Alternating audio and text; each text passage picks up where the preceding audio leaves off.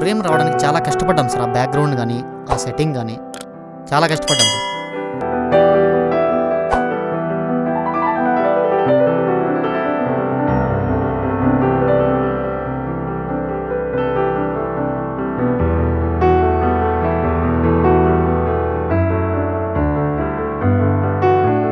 మీ jewellery ఇంకా బాగుందక్క.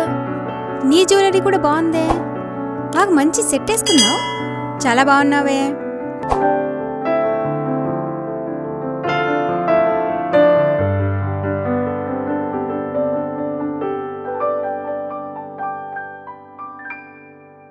బాగా వచ్చింది కదా సార్?